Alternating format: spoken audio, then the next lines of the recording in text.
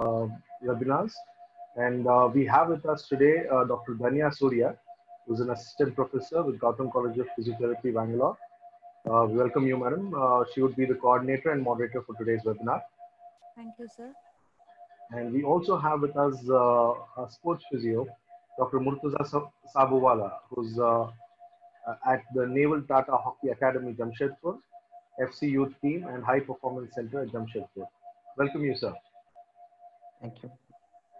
So I'm very happy that we have somebody from sports background, especially talking about recovery strategies for football.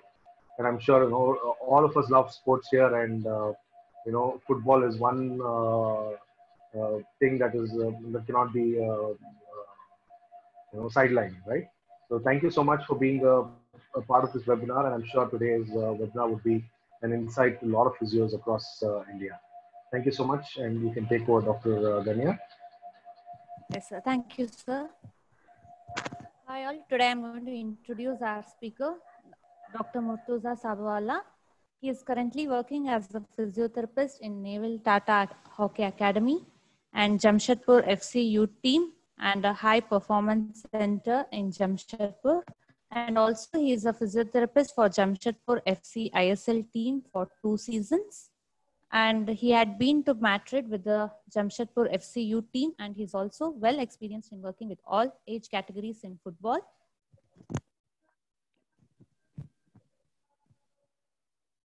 This is about our speaker. So you can start the session, sir. Thank you. Thank you all.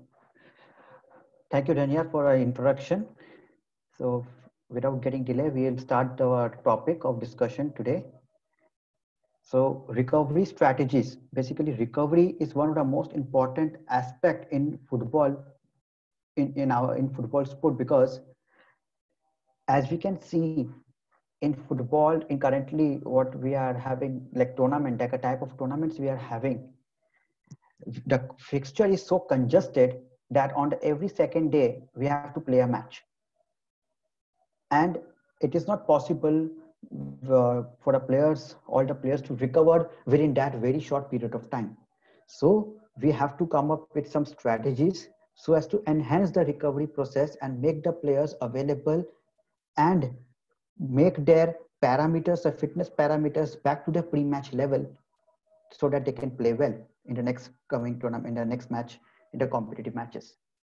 So now, first of all, we'll discuss what are the possible causes of fatigue and how we can manage those fatigue and recover the football players better and within a short span of time, within as short as possible. So first, introduction. Soccer involves many physical demanding activities, including sprinting, change of direction in running, change of direction, jump, tackle, as well as technical actions such as dribble, shooting, passing. And the magnitude of the soccer-induced fatigue, extrinsic factors like match quality, result, quality of opponent, match location, and playing surface. These are contextual factors that influences the magnitude of induced fatigue. Whether you are winning the match or losing the match, whether the opponent is stronger or weaker, are you playing in the home ground or away ground, type of playing surface, intrinsic factors, the training status of the player, as well as age. All these factors, not only the fitness, but all the other contextual factors are responsible for inducing fatigue.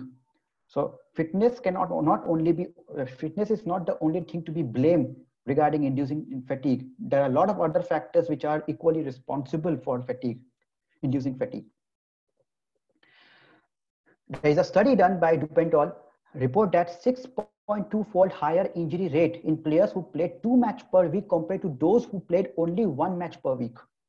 So as I said, not only in India, but there are a lot of countries, European countries and other countries where the soccer is played, the fixture is so congested that the player does not get enough time to recover. They have very less time, and we expect them to perform with the same intensity which is very difficult. Soccer match leading to physical performance decrement associated with disturbance of psychosocial parameters that progressive return to initial value during the recovery process. So the soccer match leads to physical performance decrement. In the coming slides, we'll see that approximately it requires minimum of 72 hours after the match, the player to recover. It requires 72 hours to achieve pre-match values of physical performance, as well as normalizing muscle damage and inflammation among elite players. So there's a research done in France among some academy teams and professional and semi-professional teams, and they come out with some factors, causes, and the assessment regarding how we can assess the status of a recovery. What are the tests you can perform, and what are the reasons behind inducing fatigue? Those causes of fatigue are basically 4: dehydration, glycogen depletion, muscle damage, mental fatigue. So these are the 4 primary and most important causes of fatigue in football. So let us discuss each of them in detail. Dehydration. After the game, after the match, you can find and you can expect a negative fluid balance, which is very common. Why? Because the player are not supposed to take a sip of water at regular interval. The soccer limits the opportunity of the player to rehydrate themselves. They don't have enough of time, each and every player, to go out for every 10 minutes and have some drink. So that is one reason. Secondly, there is a significant correlation between the net fluid loss during the match and fatigue index in the post-match sprint test. So the fluid loss will have is definitely having an impact on post-match sprint test. The sprint goes down. As dehydration is associated with impaired endurance performance, the time to rehydrate becomes very, very important and crucial. Time to rehydrate becomes very important because hydration not only just maintains the fluid balance, but also enhances and helps in resynthesizing protein and glycogen depletion in the body. So that is also very, very important. Rehydration appears a determinant factor during post-match recovery process, as intracellular fluid volume reduces the rate of glycogen protein synthesis. So this is very, very important point need to be considered when we are talking about recovery process. Glycogen and protein synthesis, because there is a depletion of glycogen and there is breakdown of protein in the match. And since football is a very high intensity, intermittent alactic aerobic sport. So this things has to be considered and to be very, very important.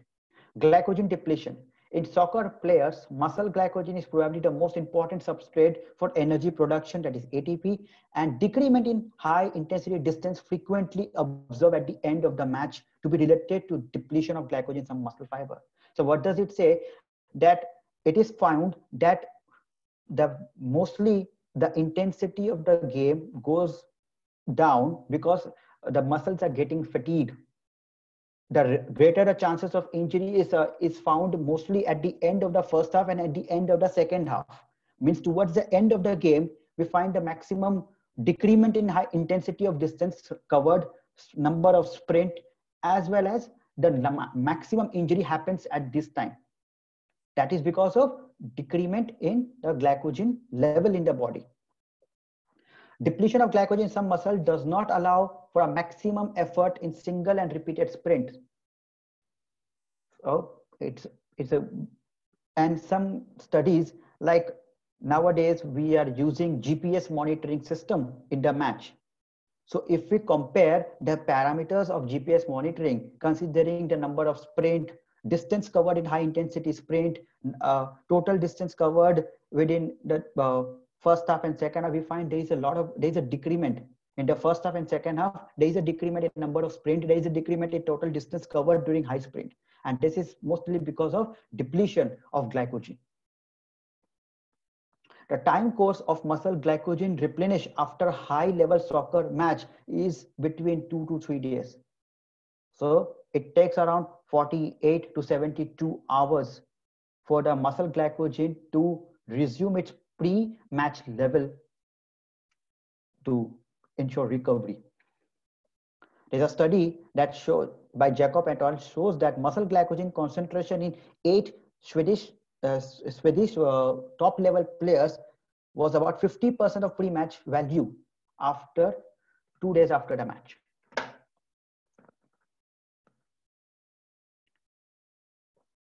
Muscle damage. Soccer involves many eccentric contraction and have a potential to induce muscle damage.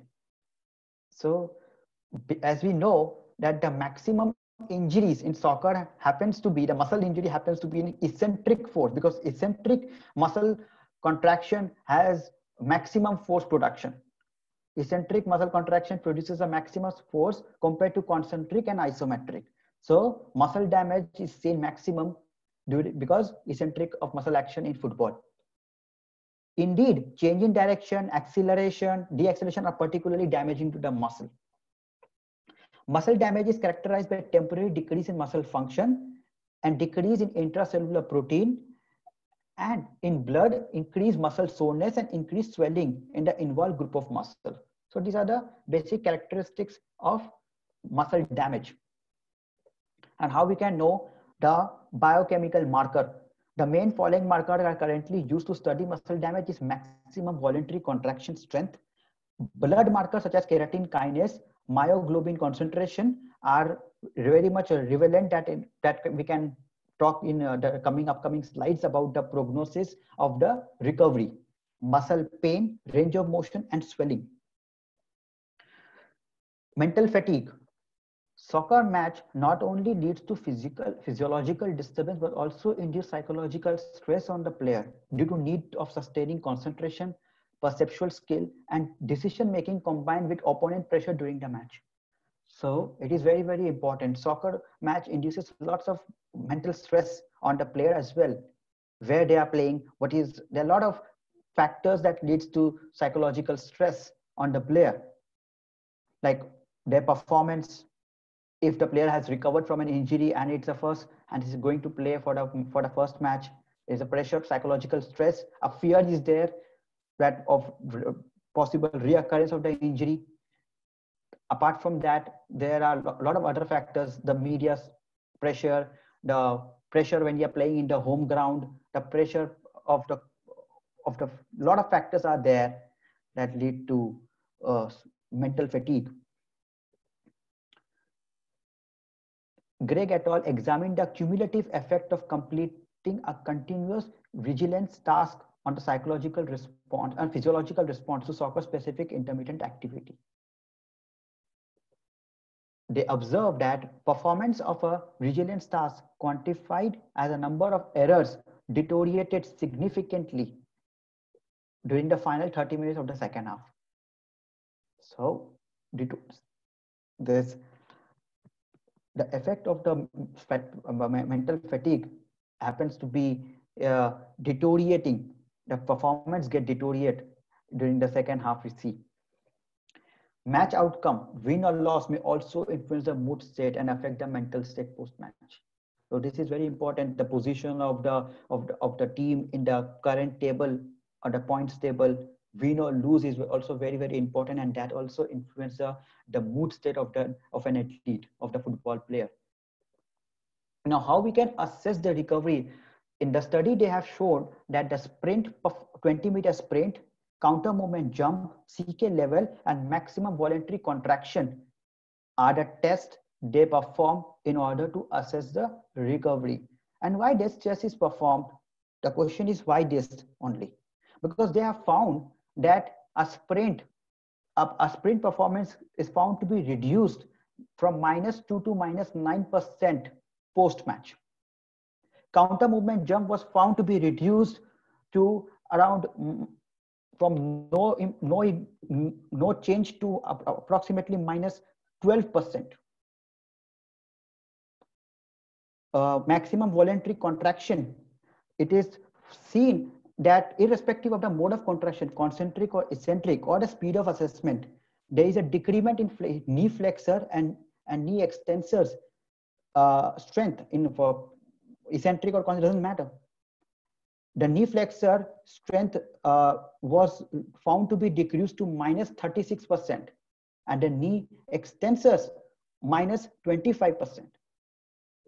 So the post-match on the basic muscle strength, counter movement jump. Counter movement jump is why we do counter movement jump. The reason is counter movement jump requires short stretching cycle, a very short SSC, shortened stretching cycle, which is very much common and which is very much frequently performed in foot soccer. So that's the reason why this is performed, and it takes around more than 72 hours to recover.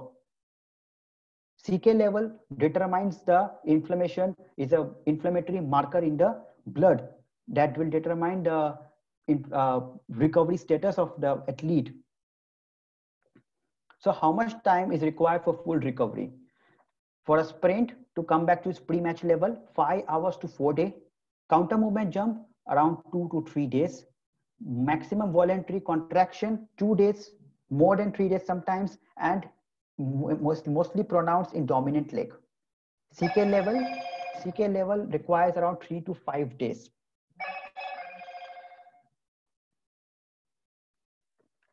So now we'll talk about the recovery strategies. What all the recovery strategies we have in order to fasten up the recovery process. There's a study done in Switzerland in 2012, which says that the recovery strategies includes nutrition, cold water immersion, sleep, stretching, compression garments, massage, and active recovery. These are the basic recovery strategies that are required to enhance the recovery process. Now we'll discuss each of them in detail. Now, nutrition and hydration is incorporated by 97% of the teams on which the study is based on. Sleep, 95% of the team. Cold water immersion, 88% of the team. Active recovery, 81% of the team. Stretching, 50% of the team. Compression garment, 22% of the team. Electrical stimulation, 13% of the team. So why I have highlighted that above 3? Because these 3 are found to be very, very effective, and maximum recovery happens with nutrition and hydration, sleep, and cold water immersion compared to the rest of the 4. Nutrition. After match induced dehydration, research have shown that consumption of high sodium drink equivalent to 150 to 200% of sweat loss is sufficient to attain a state of hyperhydration 6 hours after ingestion of drink.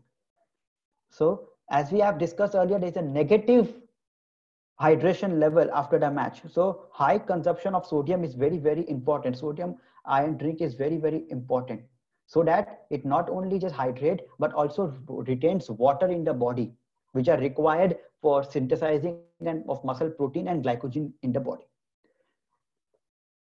To optimize resynthesis of the muscle glycogen stored, a high glycemic index carbohydrate intake at the end of the match is necessary. Now this is something very, very important.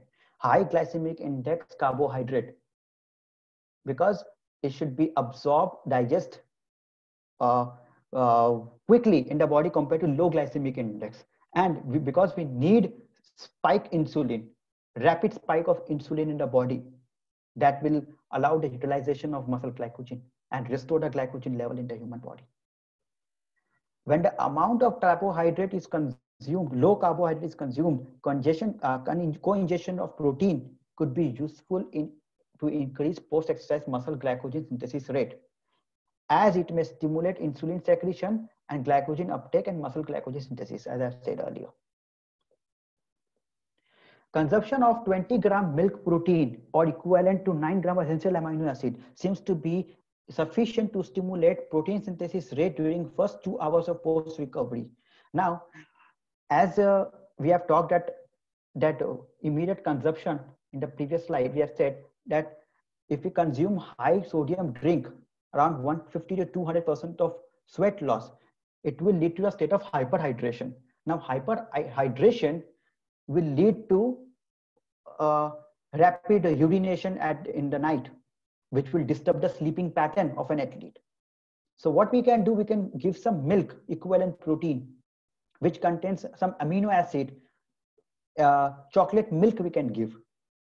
It contains some amino acid and most importantly, tryptophan. Tryptophan is a precursor of melatonin, which is sleep hormone, and it can induce sleep. And also post-match recovery, protein synthesis. So after the match, chocolate milk considered to be a very good recovery strategy, recovery process. A high protein diet with branched amino acid has a positive impact on other factors in the recovery, such as mental performance and sensation of fatigue. The addition of protein to post-exercise carbohydrate feeding can reduce muscle soreness, decrease creatine kinase and myoglobin concentration, so that it decreases the muscle damage. It reduces the muscle damage. Omega-3 fat acid, curcumins, tart cherry and tomato juice improves recovery due to the anti-inflammatory and antioxidant effect. This is something very, very important, that this omega-3 fatty acid, which can be taken from fish, salmons, tuna, this kind of fish contains very good concentration of omega-3 fatty acid. Even tart cherry juice is very good, consists anti-inflammatory and antioxidant. Anthocyanin, basically it contains anthocyanin. But apart from that, tart cherry is a very good rich source of melatonin, the sleep hormone that induces sleep and causes better recovery. Increased omega-3 concentration in blood is associated with decreased level of pro-inflammatory marker. So it helps in recovery process, omega-3. There is a study that shows that effectiveness of supplementing subjects with 30 days with 1.8 gram per day omega fatty acid to lower limb soreness, 48 hours of eccentric extensor exercises. So the studies, we have evidence that omega-3 is found to be effective in reducing muscle soreness. Cold water immersion. Cold water immersion performs immediately after exercise or after match, repeated throughout the recovery process, has proven to be superior recovery modality when compared to passive recovery, contrast bath or hot water immersion. And it is the temperature which determines the recovery, not the hydrostatic pressure. Hot water temperature 9 to 10 degree and duration of 10 to 20 minutes is minimum to be given post exercise or post match to have a beneficial effect on the anaerobic performance like maximal strength, sprint ability and counter movement jump test. Cold water is also beneficial in reducing muscle soreness and decreasing creatine kinase and myoglobin concentration. Time, that is when to give ice bath. Immediately after a match, delay several hours after a match, or a day after the match. And frequency of use are another important issues related to cold water. There are a lot of questions which have been asked to a physio, that when to use, how to use the ice bath.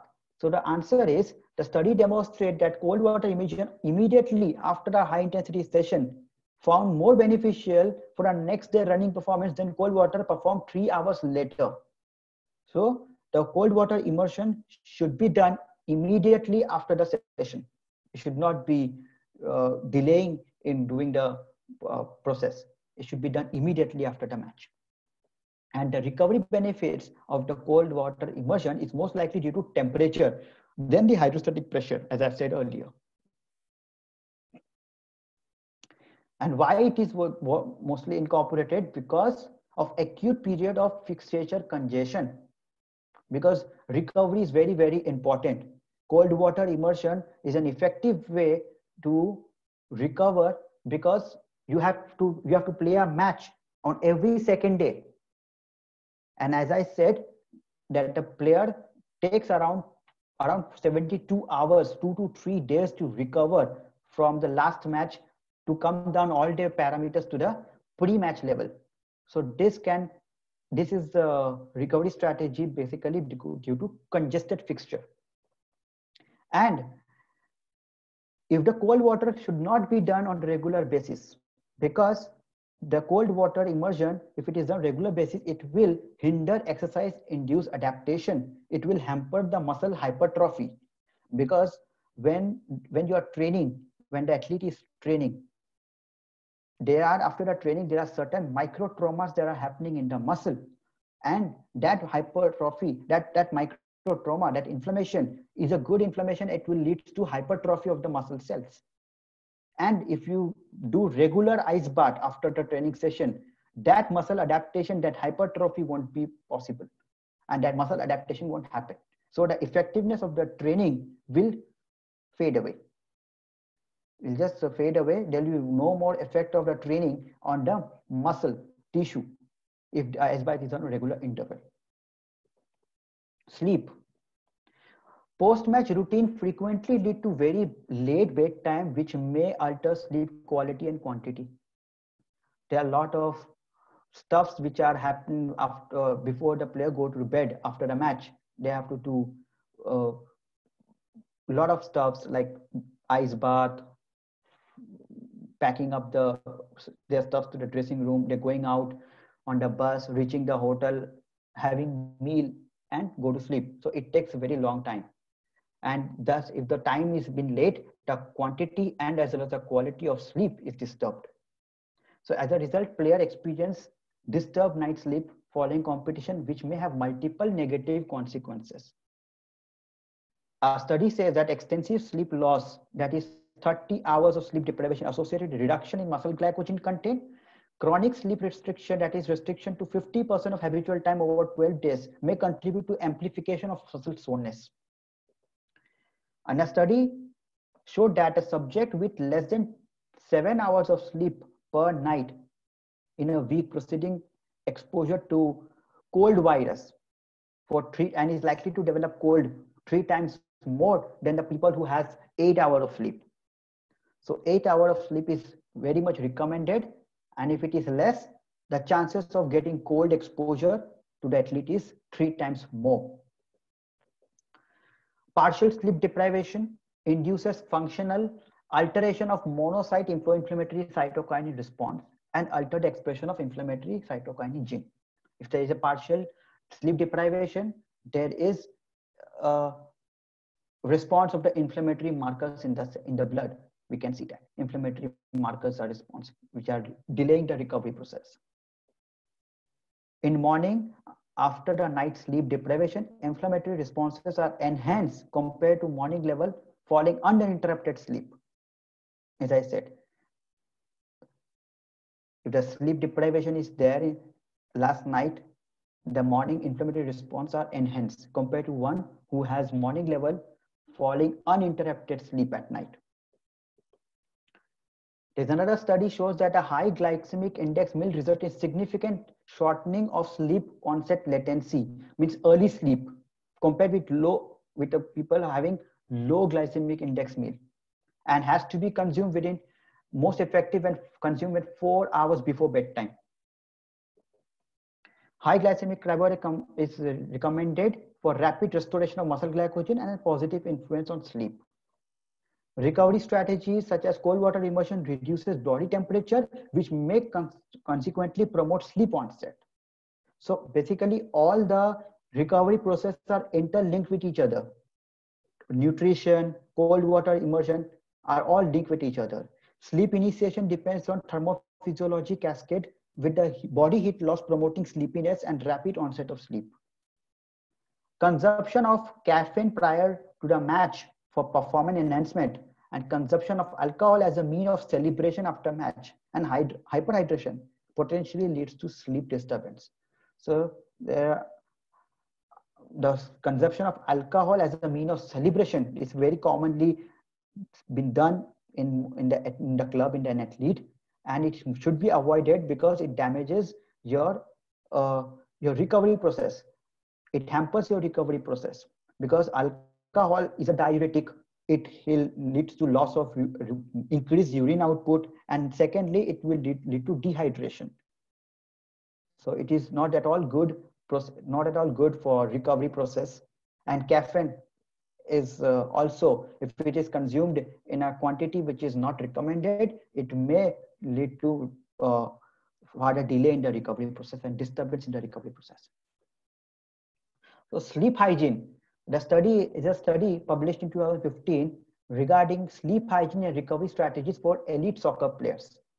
So what are the strategies are: use glasses fitted with short wavelength after match, consume high electrolyte fluids such as milk rather than low sodium water between cessation of match and bedtime, consume high glycemic index meal. High glycemic index meal contains more of tryptophan amino acid that is considered as a precursor of melatonin, sleep hormone, and so we can induce sleep. Consume protein immediately prior to sleep. Consume tart cherry juice concentrated, that is tryptophan containing food, turkey, pumpkin seeds, etc. So this causes sleepiness. Use recovery strategies aimed to reduce muscle soreness. Create low light and cool sleep environment aids electrical stimulant. Avoid electrical stimulant. It is said that the electrical stimulant should be switched off, phone, TV, 30 minutes prior to the sleep. Eliminate bedroom clock. Have a regular bedtime, wake time, and avoid sleep too late in the morning, day off. So we should have a proper bedtime and wake time at regularly. And if there is a day off in the morning, don't try to sleep too late in the morning, till to prolong in the morning. Nap briefly and appropriately, closer to early afternoon and not during morning and evening. Nap can be taken for approximately 5 to 30 minutes, not more than that.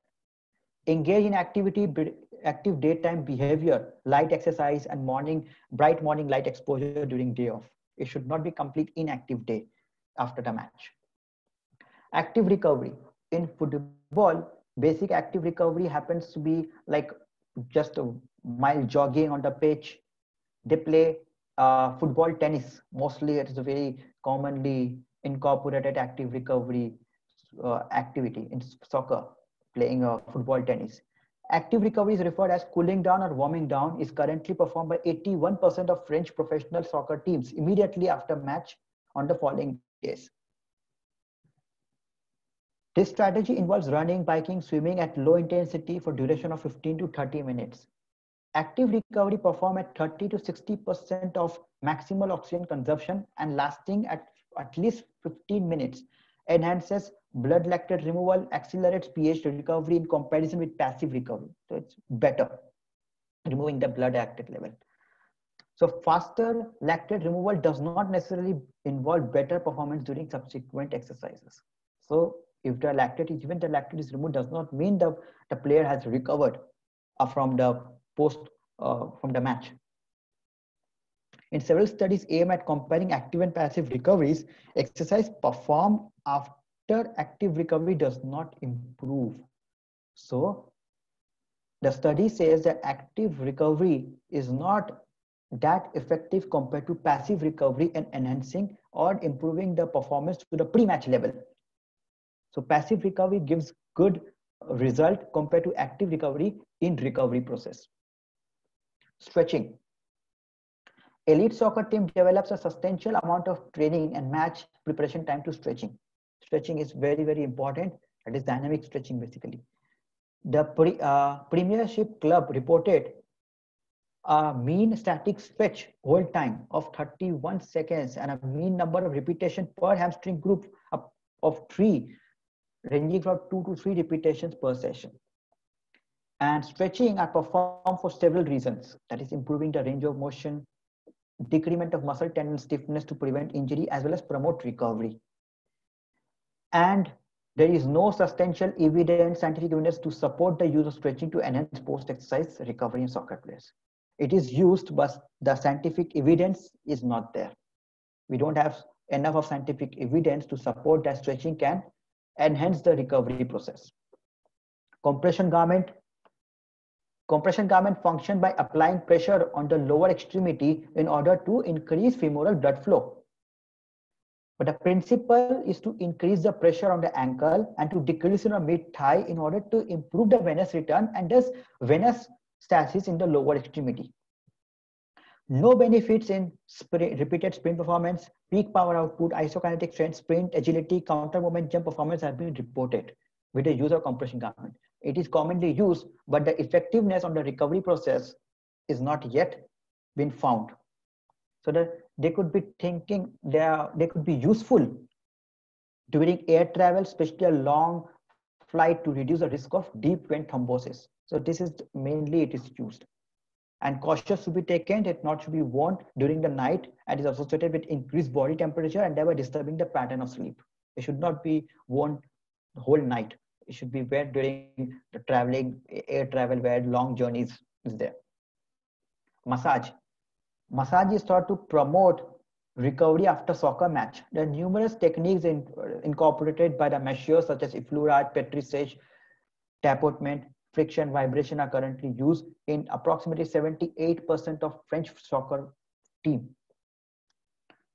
A study was done using to evaluate the effect of massage using pulse Doppler ultrasound and echo Doppler has been investigated, and they found that it does not increase blood flow in the small or large muscle after the match. So the no benefit was found in blood lactate removal, H+ removal, and neutrophil count. So it is only giving psychological effect. So the study was done by Weinberg et al. Observed that a positive relationship between massage and mood state. So it just gave a psychological effect of being recovery of feeling of well-being of an athlete. Electrical stimulation. So many stimulation can be performed according to frequency, intensity, and amplitude, but it is seen that transcutaneous electrical stimulation and low frequency electrical stimulation are most frequently used for recovery purpose. Among studies, 11 of 12 studies failed to find a significant effect of electrical stimulation on the ability to maintain performance after exercise. So this is also not giving no positive effect is seen. Only the positive effect of low frequency stimulation seen on keratin kinase clearance and blood lactate removal. But as I said, it does not enhance the performance. It does not bring the performance level to pre-exercise, pre-match level. So no effect of electrical stimulation was observed in anaerobic performance, as you can see. Squat jump, counter movement jump, bounce back, 10-meter sprint. But electrical stimulation was more beneficial than water aerobic exercise and passive rest for reducing muscle soreness. So the result of all strategies is we got nutrition, sleep, and cold water immersion. These are the three most effective and evidence-based recovery strategies, among other recovery strategies like massage, active recovery, compression garment, and electrical stimulation. The three important strategies we conclude to be food and nutrition, hydration, cold water immersion, and sleep. So the basic protocol of the recovery process would be like after the match, immediate hydration has to be done. After hydration, we need to give them tart cherry juice or milk, then cold water immersion, followed by high glycemic index meal and sleep. This is the sequence of the recovery protocol.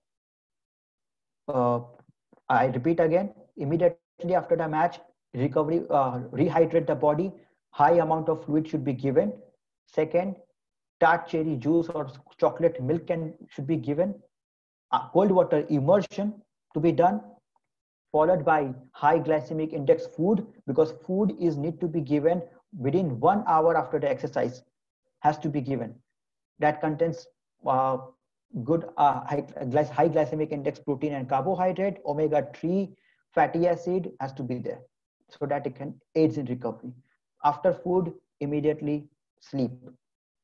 It should be sleep.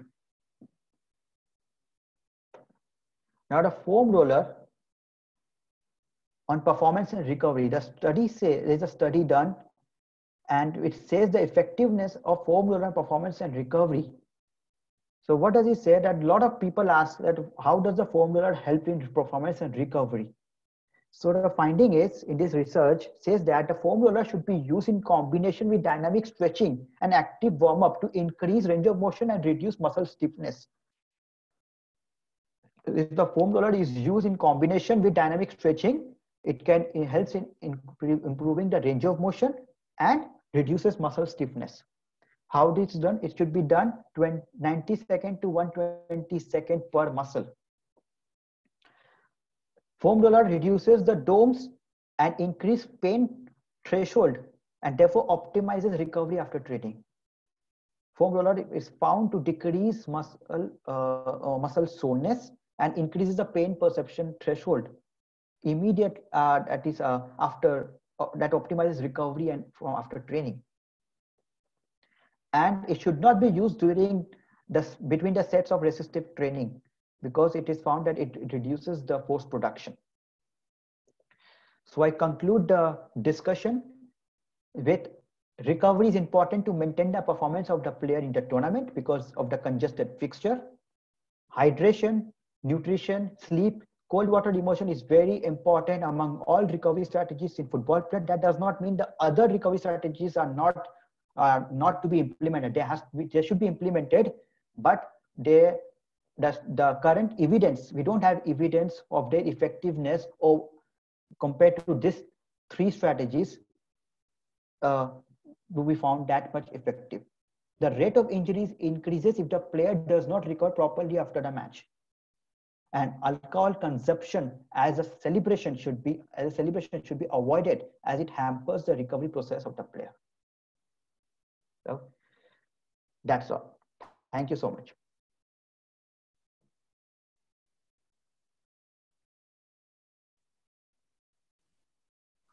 Any questions? Can people post in the questions?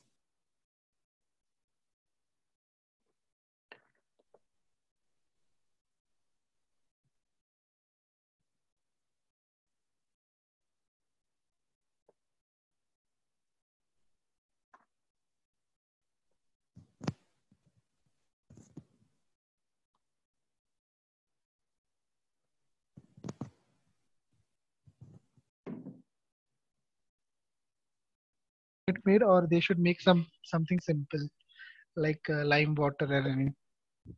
What you will suggest? Basically, isotonic drink I usually prefer. The player should have isotonic drink.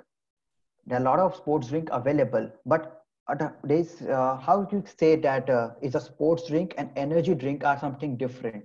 Okay, we need to understand this. Some people have confusions regarding energy drink and sports drink. There is an amount of sugar that determines whether your drink you are taking is a sports drink or energy drink. It says that 8 to 10 gram of sugar per DL. If it is there, more than that is considered to be an energy drink, not the sports drink.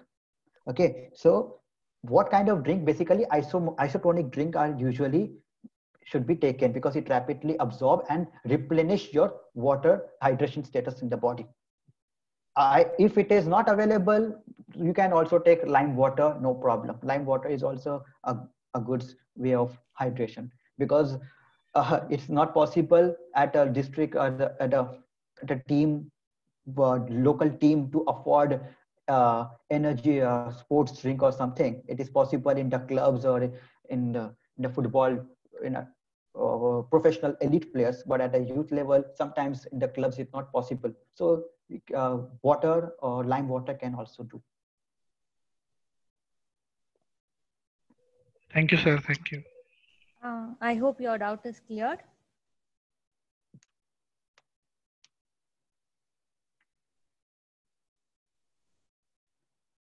There is a question by Payal Khanna.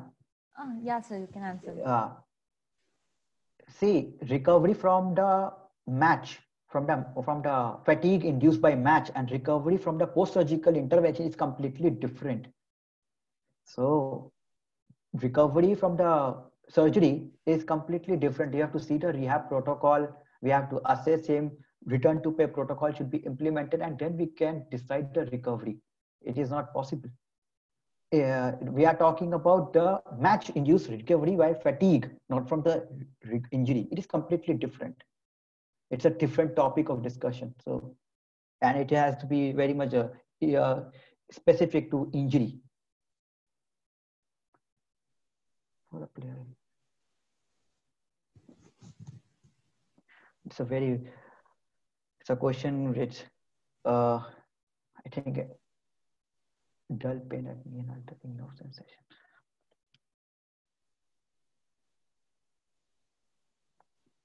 Yes, next question. You have any question?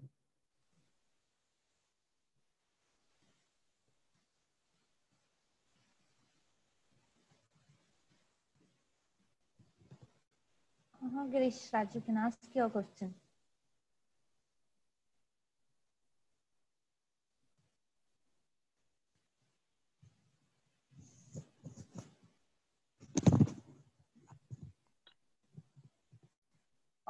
Sir, a question from my side. What are the immediate recovery phases we can do for a sports player? Immediate? Oh. Can you come again, please?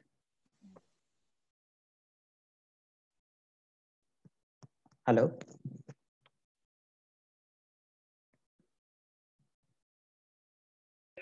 Hello, sir. Yes.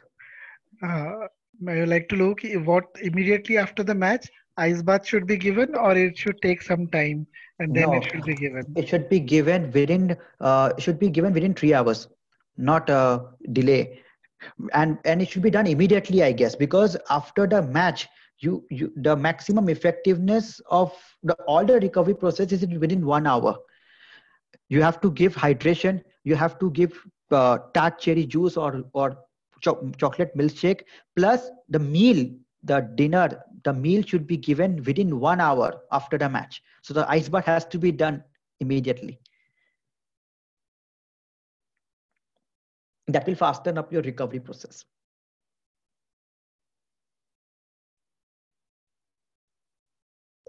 Thank you, sir. Yeah.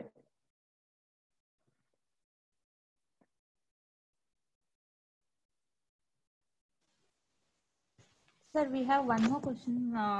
What is the role of psychology in recovery, sir? The role of psychology is very, very important, because the mental fatigue, we have to also deal with mental fatigue of the player.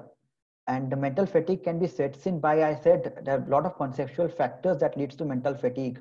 The stress, winning, losing is also one of the factors that leads to mental fatigue. Playing within the home crowd or away crowd, or when the player is returning from an injury, it is again a psychological stress is always there.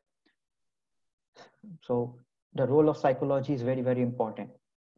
We have to continuously motivate the player, keep them in a good, healthy mental state. Then only they can recover faster. Okay, sir. Thank you, sir. Sir, we have one more question from the Facebook. What is the concept behind the cold and hot water has been changed on reducing the inflammatory response? Sorry, please come again. What is the concept behind cold and hot water being changed on reducing inflammatory response? Sorry, I can't hear you. What is the concept behind? Hot and cold water recovery in the inflammatory response. Yes. Usually cold bath is being used, cold water immersion. Cold water, as I've mentioned, the effect of cold water immersion, it decreases the soreness. It reduces all the enzymes, inflammatory markers in the body. It is not found in the hot water. Hot water, because on the inflammatory process, if you put the hot, the temperature is already warmer, the temperature is already high, and if you put hot water, that will enhance the further increases the inflammatory response. We don't want inflammatory response to get aggravated. So hot water is never an option during the inflammation in reducing down the inflammatory process. It's always the cold which is to be applied. Okay, sir. Thank you, sir. So immediately, a normal physiotherapist, what all the strategies in a local player can be followed, sir? In a local player, I would say, where I don't think we'll be having so much of resources available at the district tournament, in the local tournament. Try to get the ice bath done immediately. If possible, the physiotherapist can arrange an ice bath. Immediately after the match, try to arrange some chocolate milk shake if possible, and make sure that the better they have the meal within 1 hour and sleep. That's the thing they can do. And they should make sure that the food they consume should contain some like high glycemic index, like smashed potato, rice, pasta, or if non-veg possible, meat, fish. If possible, fish is a very good source of omega-3. This can be done with the local. And sleep is very, very important. As quickly as you can go to sleep, the recovery is faster. Okay, sir. Thank you, sir. Any other questions?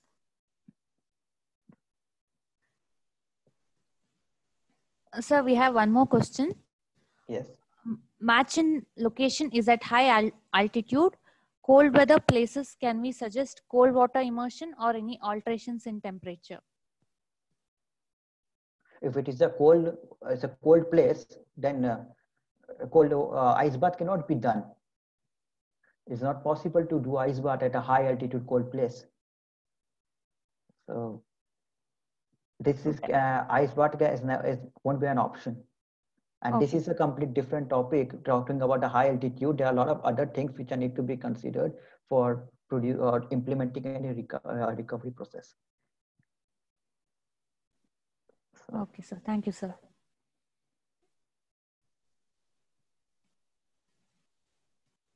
Is there any question? Well, thank you, Dr. Danya. I think we've exhausted all the questions, and I'm sure we're running out of time as well. So I would like to take this opportunity to close this. Would that be okay, Dr. Murtaza? Yeah, sure. Right. Sure. Thank you very much for being a wonderful speaker. And I'm sure people would have got a lot of insights into how things should be taken care of in a sports scenario and to manage them. And I'm sure they will utilize that in their career as well. Thank you for spending time and giving your inputs onto this. Thank you so much, Dr. Murtaza. Thank you so much, sir. Thank you. Thank you, Dr. Danya, Pleasure. for taking your time off and being a part of this webinar too. You've been a wonderful web moderator. Thank you so much. Thank you, sir. Thank you, everyone. Good night.